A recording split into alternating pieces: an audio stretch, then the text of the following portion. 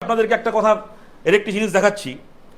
সঞ্জীব দাস বলে অপর যে ব্যক্তিকে গ্রেপ্তার করা হচ্ছে, নাকি যার কথার ভিত্তিতে কলতানকে গ্রেপ্তার করা হয়েছে বলে বলা হচ্ছে, ঠিক ভুল আমরা জানি না, তার পরিচয় দেওয়া হয়েছে সে নাকি এক অতি বাম নেতা। এই সঞ্জীব দাসের ফেসবুকের ফ্রেন্ড লিস্টে যারা আছে, সেই রকম কিছু সূত্র থেকে আজকে আপনাদের অনেকের চোখে পড়ে থাকবে ফেসবুকে কিছু পোস্ট করা হয়েছে।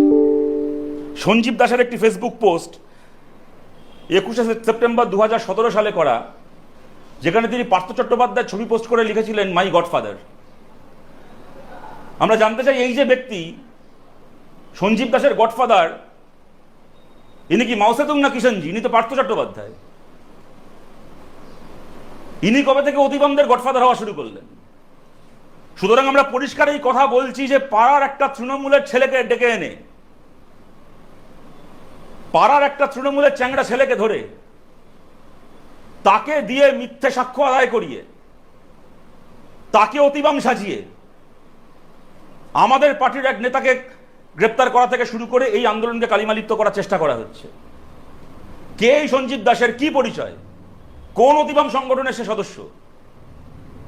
কেন সে পার্থ চট্টোপাধ্যায়ের ছবি পোস্ট করে মাই গডফাদার লেখে? আমরা এর ব্যাখ্যা দাবি করছি। পার্থ চট্টোপাধ্যায়ের গড ব্রাদার কুণাল ঘোষের কাছ থেকে এর ব্যাখ্যা দাবি করছি।